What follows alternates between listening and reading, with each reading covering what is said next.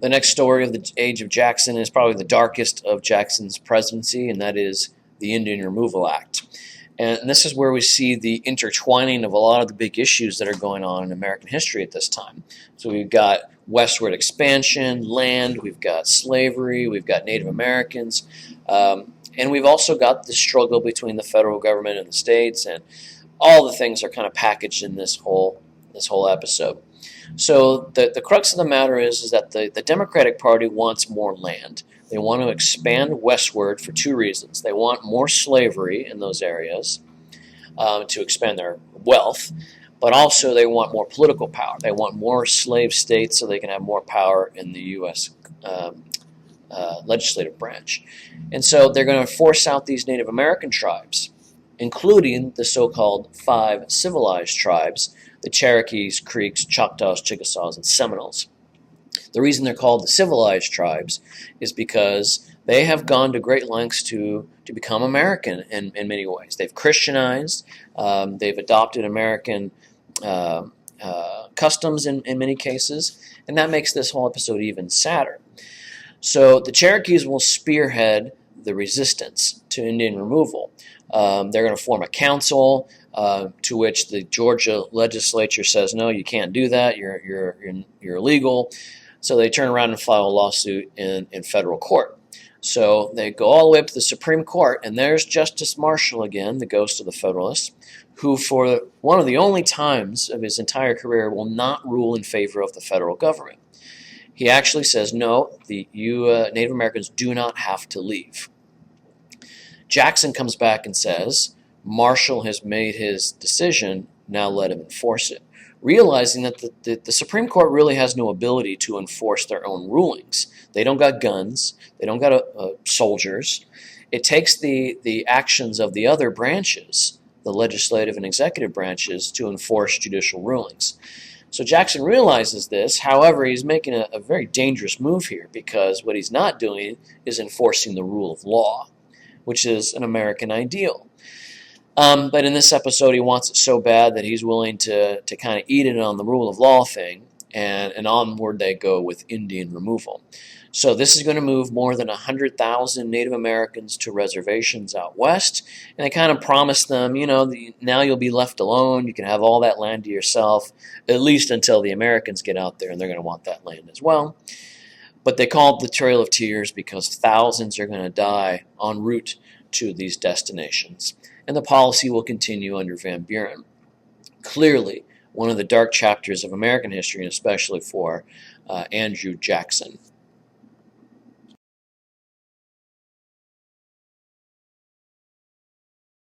I'm going to leave politics for a while now, and in the next 2 sections talk about some of the amazing things that are happening in America during the Age of Jackson.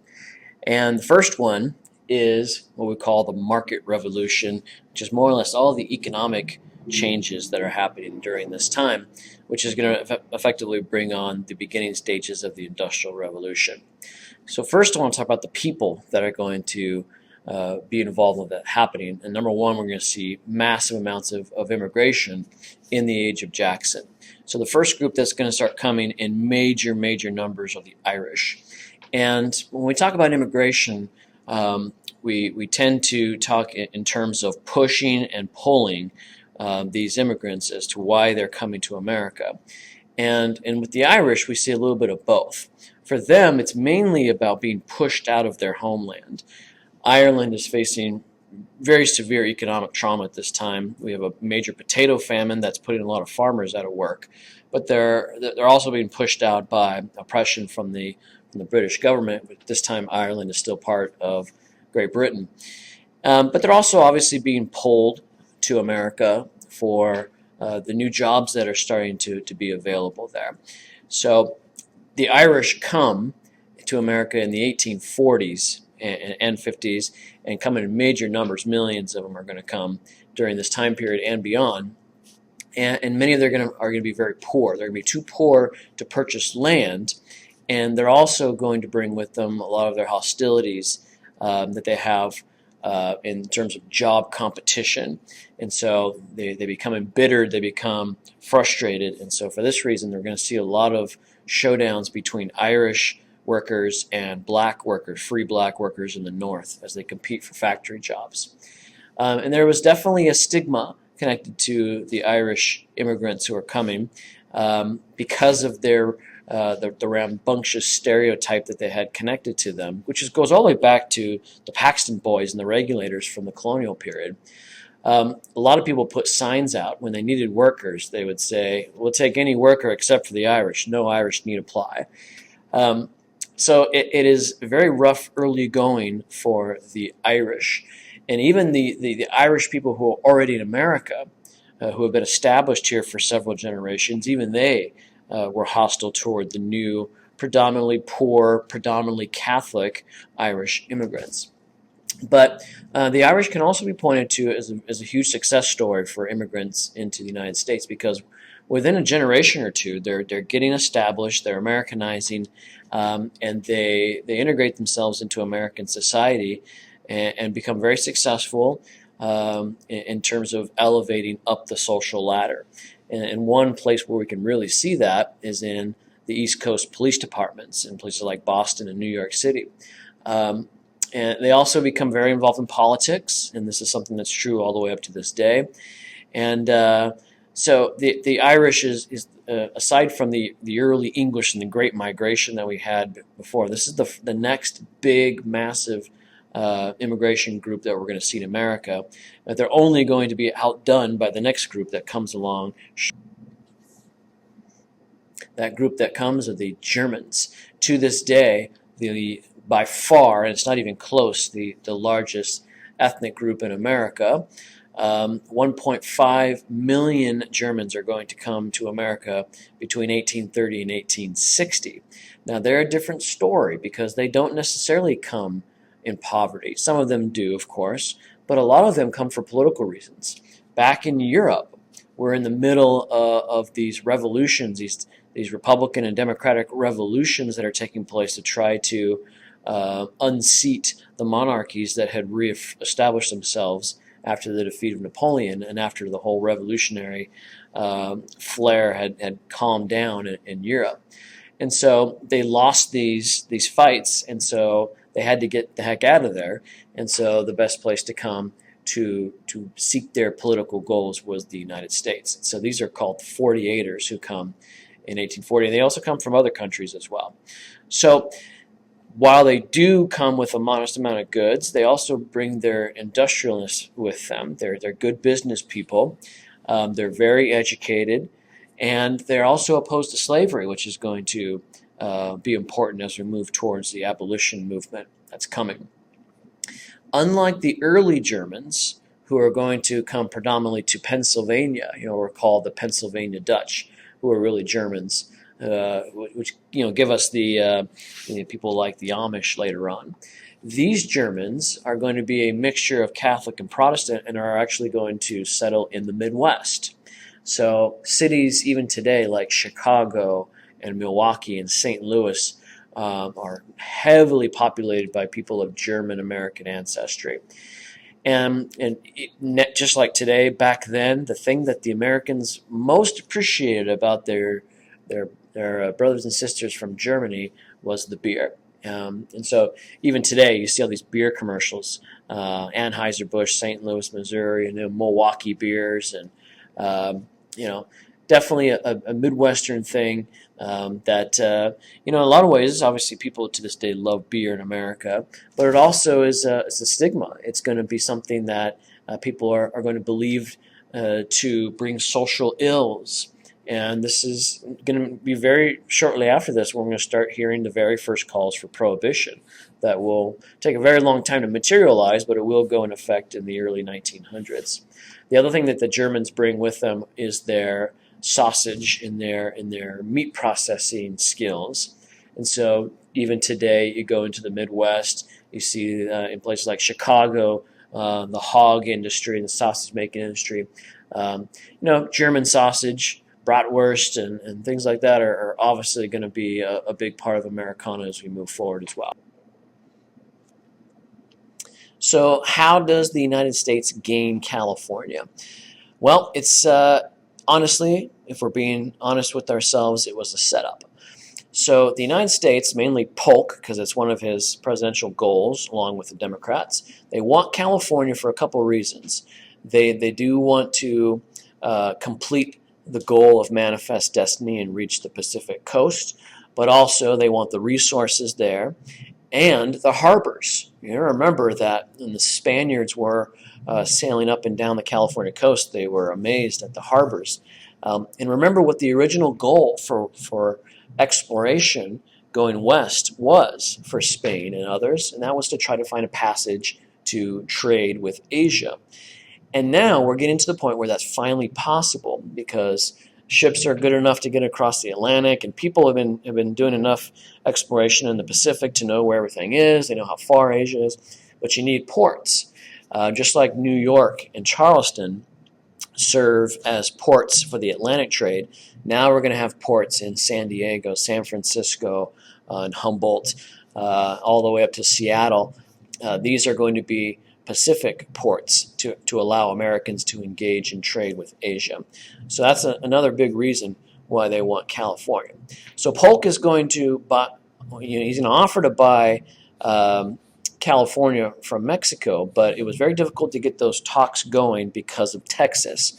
Remember, Mexico is still bitter after the Texas Revolution and the disputes about how far the boundary of Texas goes, and we'll talk more about that in a minute. But finally, when Britain was snooping around, as we mentioned before, this really creates a sense of urgency for Polk to try to buy California. So he sends a guy named John Slidell to Mexico City to meet with Mexican officials, and he gives them a blank check that ultimately will be $25 million. Mexico, in retrospect, should have taken this deal, and we'll see why in a moment. However, he never really gets a chance to present the check because he's not even allowed into the building. And this is very reminiscent of the XYZ affair, which almost led to war with France. And now we're on the precipice of war between the United States and Mexico. So Polk is not going to be denied. And so in 1846, what he does is order 4,000 men under the command of Zachary Taylor, who's going to be president someday. And he basically says, go to the boundary between Mexico and Texas, which the United States believes to be the Rio Grande River, which is what it is today. And that would be the southernmost boundary. However, Mexico all this time has believed the Nueces River to be the border, which is north of the Rio Grande. So if you look at the image here, everything in that shaded area would be disputed territory. Mexico believes that it belongs to them. The United States believes it belongs to them as Texas. So, and Polk knows this. He knows this good and well. And what he's trying to do is create a provocation by Mexican troops. Because if Polk sends these troops to stand in that disputed area, he can say, well, I believe it to be American territory, but he knows that the Mexican military is going to retaliate for what they see to be an invasion. And he's putting American troops on the line here in this game as well, because sure enough, Mexican troops fire on these Americans, and a couple of them are going to be killed. And so now Polk goes back to Congress and says American blood has been spilled on American soil. This we cannot allow. And he asks Congress to declare war on Mexico. And he gives several other very shady reasons for why we should go to war with Mexico. But Congress acquiesces, and the Mexican-American War is on. So the Mexican-American War comes and goes, and it's a shame that we can't spend a whole lot of time on it here. I mean, it's a fascinating conflict which for the Americans is sort of a dress rehearsal for the upcoming Civil War. There's lore on both sides, future presidents and future generals that we hear about in the Civil War on the American side, heroes on the Mexican side. like the teenage boy cadets that fought to the end to defend Mexico City. But it all comes and goes, and at the end, the United States wins the war, and Mexico agrees to cede all of that territory above what is now the international border to the United States for $15 million. And this is agreed to at the Treaty of Guadalupe Hidalgo, which is a small town just east of Mexico City. So aside from that, really, remember, all that the Americans wanted was the territory. And so they get that. They agree to some other provisions of the Mexican people that were going to be now living in these areas, like protecting an Indian attacks and preserving property rights, which is going to be a huge issue down the road. And then the other big thing was, what are these people going to be now? Because they are Mexicans up to this point, and now they're going to find themselves living in American territory. And so they are offered citizenship as part of the treaty. 90% of those Mexicans agree to become Americans as a result. And so what we learn here from this conflict and the resolution of the conflict is that sometimes borders jump over people. And you got to imagine these people who were citizens of Mexico when they went to bed one night, and then they wake up the next morning and they're now Mexican Americans. And so we see this all, anytime we have a major conflict, usually wars all over the globe, we see borders move, and people voluntarily or involuntarily will change their allegiance to another nation. And we've seen massive conflicts in world history over this very thing.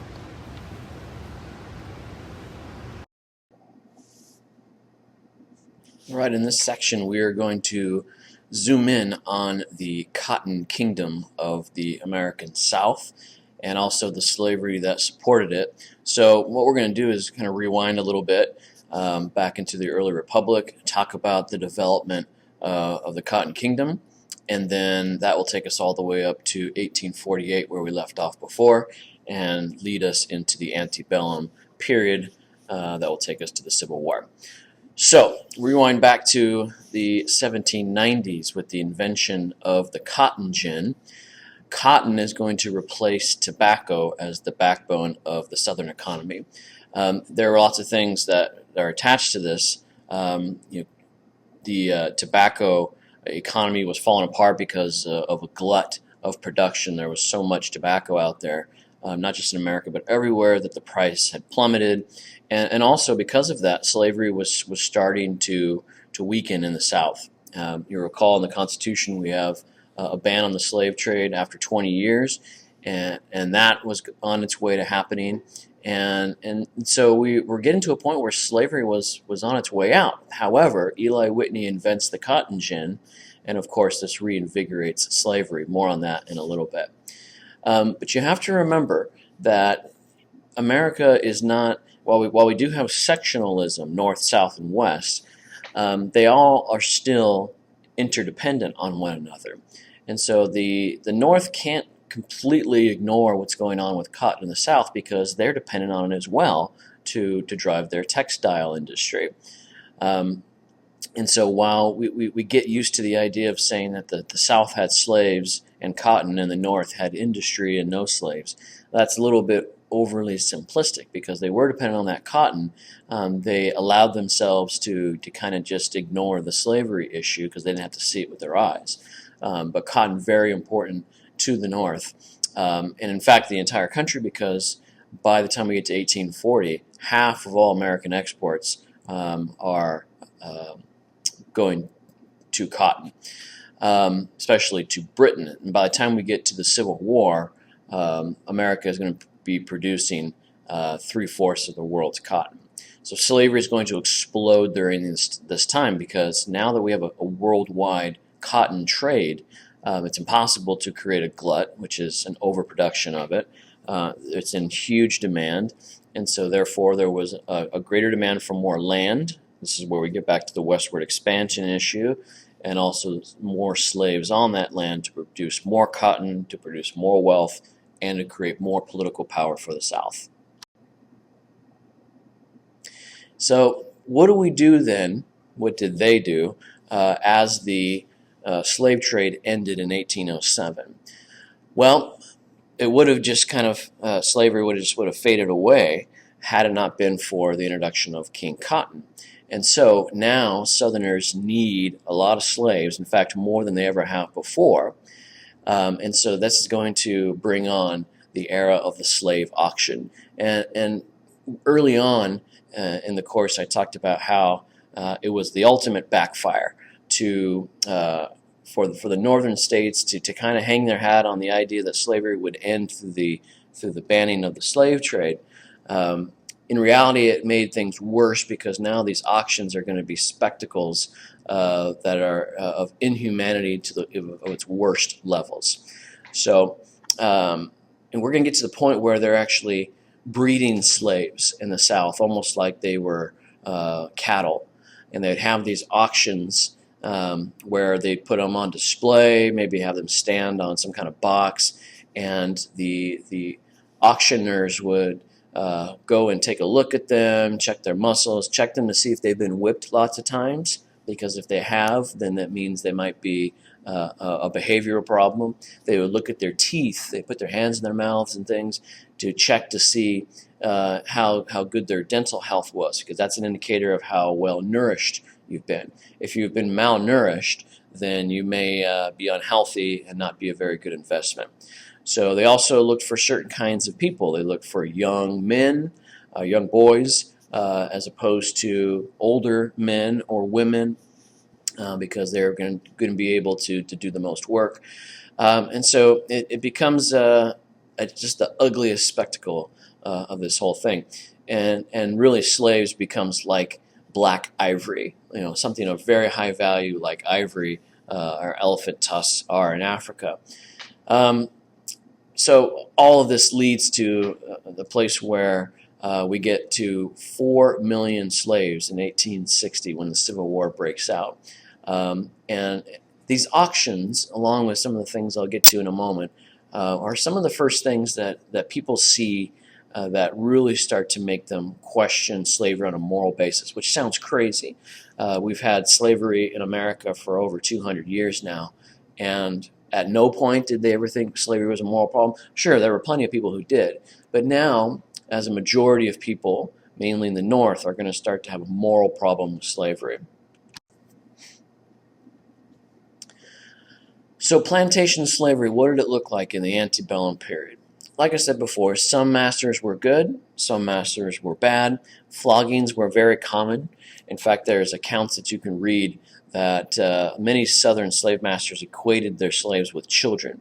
And they get this impression because they were, considered to be lazy a lot of times. Well, you're working them to death. I mean, that could have something to do with it too. They were banned from being educated, and so therefore they maybe had a demeanor and an education level of that of a child, and so you equated, well, I can spank children, so I'm going to go ahead and spank slaves, which elevates into floggings, which is much worse. Female slaves were often nannies and best friends with the wives, as I mentioned before. Slave children and the master children often played together, which is something a lot of people don't realize. Again, slaves are one of your most valuable pieces of property as a slave master, and so therefore you're not always going to use them for the most dangerous work. For example, if you need new tiles put on your roof, new shingles, maybe you could go and hire an Irishman to do that for a job instead of putting your valuable slave up there on the roof who will maybe fall and be injured. This is especially true of the white majority, who maybe only has 1 or 2 slaves. You're not going to risk it on some of those jobs. The black belt is where slaves were often 75% of the population. And this would be considered the deep South, all the way from South Carolina and Georgia, all the way to Louisiana. Louisiana always having been the deepest of the deep South, where you have the most slavery and the worst conditions. Slaves begin to see themselves, as they've been in America long enough, they start to hear the gospel of Christianity, and they see something that parallels the life of Christ and the life of the slave, in that Christ is punished and apprehended against his will and really for no reason. And slaves see themselves that way as well. And so slaves are, from the earliest days, start to become Christian. In fact, in America, we had the first AME church, which is the African Methodist Episcopalian Church, that is around still today and becomes the church of choice for many Southern black slaves. And also black Christianity and black culture is very much alive. Even if you are a slave, blacks are going to introduce their religious opinions and their music, their writings and their ideas. Especially after the Civil War, we'll see that start to explode. But African American culture very much alive even in the days of slavery. Many slaves tried to escape, and kind of the rule is that virtually all of them were unsuccessful. We talked about some of the early escapes and revolts from the colonial period and the early republic. We have some big ones that happen in the Age of Jackson that we should mention here. The first one is the Denmark-Vesey Rebellion, which happens in South Carolina in 1822, and it's planned before Bastille Day, which is celebrated in France, which commemorates when the citizens took up the arms from the Bastille in the French Revolution. And this was in massive scope, plenty of people involved, but the authorities foiled the plot beforehand, and Vesey, along with 35 others, are hanged. So this one would have been the mother of all slave revolts had it gone through, and it was well organized, which is something that's important to note, because as we move forward we see more sophisticated ways of getting slaves freedom, and we'll get to those in a second. Nat Turner's Rebellion goes down in Virginia in 1831, and this is a massive conspiracy that leaves 56 whites dead. Again, however, as was always a rule, Turner and his co-conspirators are captured, 56 others are hanged, 200 blacks are beaten. And so a couple of things here. Because the South has so many installations guarding against slave revolts and slave runaways, they are almost always unsuccessful in this time period, and there would be harsh retribution for slaves who did this. However, what the writing on the wall is there. People are realizing that as time goes by, it's becoming more and more difficult to keep slaves put in their location. We're getting, going all the way back to infrastructure and internal improvements. We're getting more roads. We're getting more modes of communication. And so things like the Underground Railroad are going to come about that are going to help slaves communicate, learn, and coordinate these rebellions and runaways. Now, in addition to slave auctions and slave revolts, other things are going to start to bring the American people closer to an awareness that slavery is a massive moral problem. And one of those things is runaway slaves. So the issue of runaway slaves, it was not so much that people felt sorry for Southern slave owners who were losing their property. It was the American government's reaction that was the issue. So a lot of this comes from the so-called Underground Railroad, which was an organized effort by Southerners and Northerners alike who were opposed to slavery, who helped Southern slaves escape to freedom all the way to Canada. And you had to go to Canada and not just the North, because fugitive slave laws would require Northerners to return runaway slaves back to their owners in the South. So we're talking about as many as 100,000 people escaping due to the efforts of people like Harriet Tubman. But the reason this becomes a national issue is because Southerners demand that the American government produce stiffer and harsher fugitive slave laws. So we get to the point where we're seeing Northern African Americans, whether they be runaway slaves or not, in a lot of cases they weren't, being apprehended, shackled, flogged in public, and people are seeing what slavery looks like in the North for the very first time as a result of these fugitive slave laws being enacted. Another thing that happened around the same time is the publishing of the book Uncle Tom's Cabin by Harriet Beecher Stowe, who is part of the abolitionist movement in New England. And she writes a story about a slave named Tom who bounces around from master to master, some of them good, some of them horrific. But really what it does is illustrate in fictional format to everybody who read it, which was thousands around the globe, including many Americans. They're seeing slavery with their own eyes through this novel. And so, as I mentioned, as part of this abolitionist movement that is growing and sometimes seen as fanatical, but now starting to gain momentum and winning over the hearts of a lot of Americans through things like Uncle Tom's Cabin and their efforts to expose the ugly underbelly of what slavery is.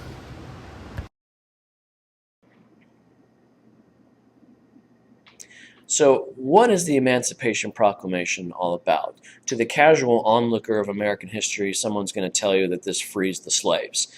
This proclamation does not free a single slave, and definitely not in the border states. The only ones that it declares are free are those that are in the Confederacy, which Lincoln really pragmatically has no power to free at this time. And so it effectively is a military measure in a time of war. Just like you can confiscate enemy property like cannons and guns, you can confiscate their property of slaves. And Lincoln said, you want to play this game of them being property, then we're going to take your property. And again, unless you conquer an army in a battle, you really can't just say the slaves can go and then the Confederacy is going to allow them all to walk away. And so you see slaves getting liberated when Union victories occur in the South, but you also see the propelling of runaway slaves from plantations. And again, remember the plan was not only a war measure to have slaves be liberated as property and also return to the North or to become troops at some point, but also this is going to hurt the cotton production. And so this is big because this is a first step. And we recall the big debate about Lincoln, what his view on slavery was, what his view on the Union was. We have to read between the lines on Lincoln a lot of times based on what he says. A lot of people will make a big deal about how he said, if I can get the Union together without freeing a single slave, then I'll do it.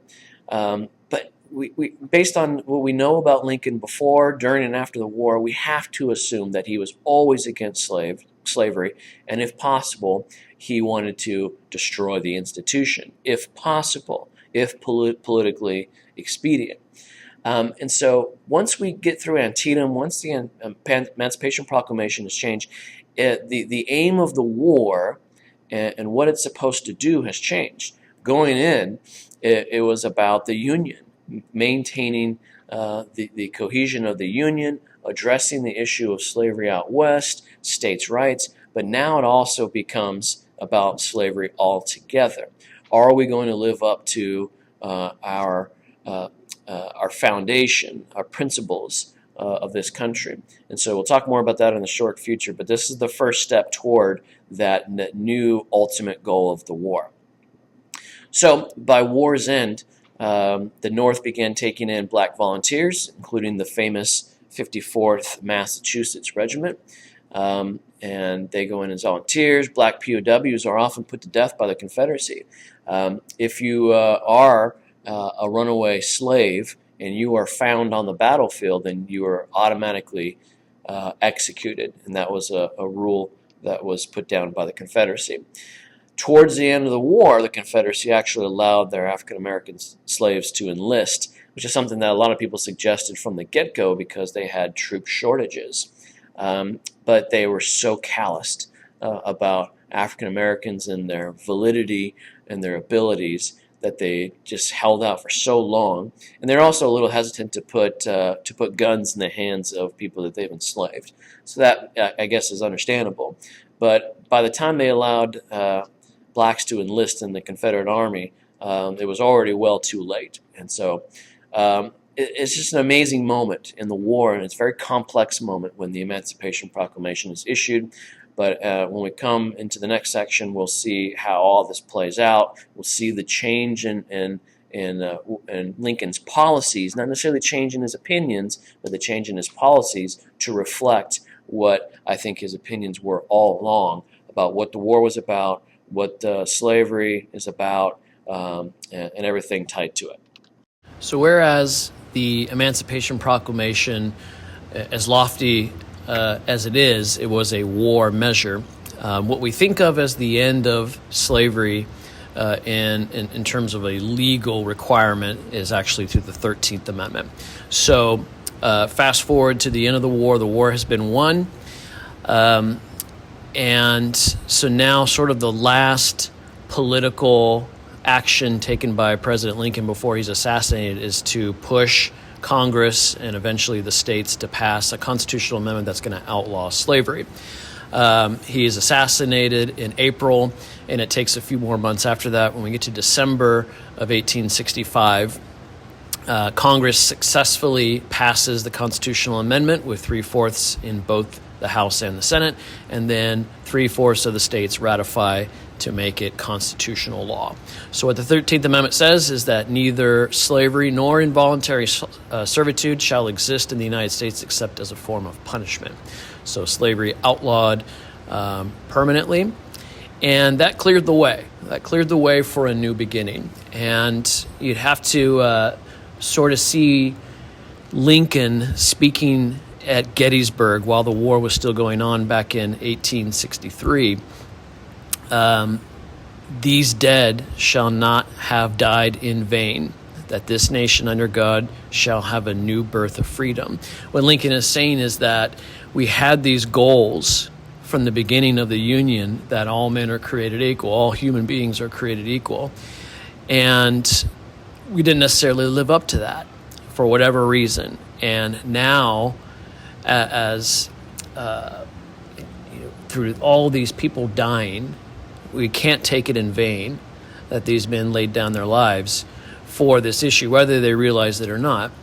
We have a new chance, we have a new requirement now to live up to the ideals of the Declaration of Independence and the Constitution, and that is equal opportunity, equal dignity, equal rights for everybody in our political system.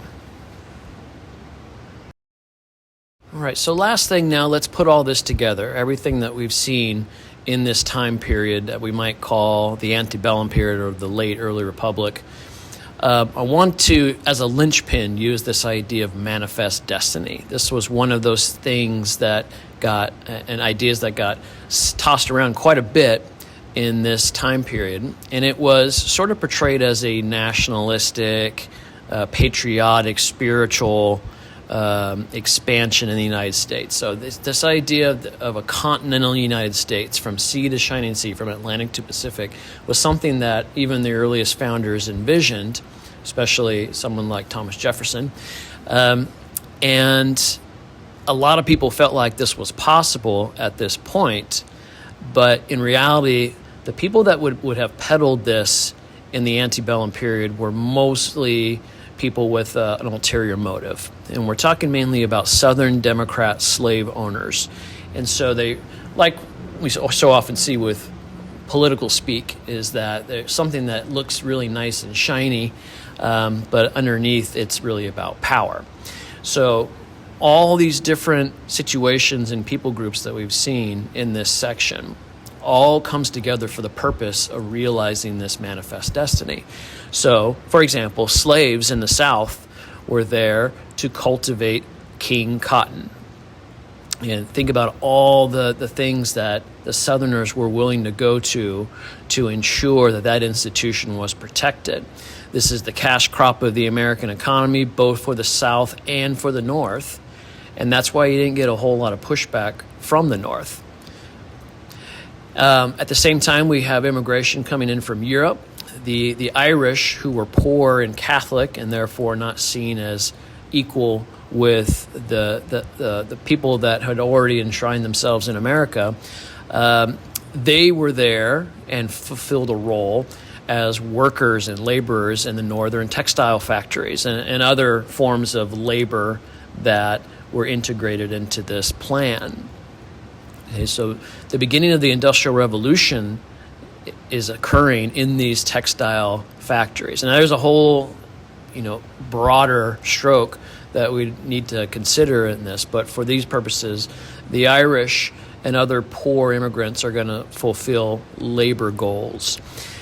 What about Native Americans? We have to go back to the beginning of what we were talking about in this section, and that is Indian removal. So what role did this play? Well, that's valuable land down there in the southeast and in the deep south, land that could be used to cultivate additional cotton. We're not talking about just Virginia and the Carolinas anymore. Now we're talking about Georgia, we're talking about Alabama and Mississippi, all the way to Texas, and even further potentially. That's valuable land that can be used to plant more cotton, to make more money, to buy more land and buy more slaves and produce more cotton.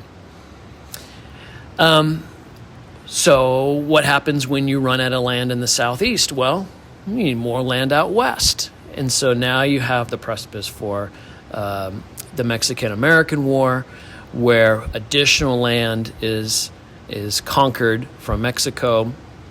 And now Southern Democrats have dollar signs in their eyes out west, where potentially they can expand their slave empire. So think to yourself, more land expands slavery, and that means more territory, more people in slave-owning states, and that means more Democrat control in Congress. But something that they didn't count on or hoped would happen and didn't is the Civil War was unwinnable for the southern states, and as they eventually became the Confederacy. When they lost the war, the whole plan came crashing down.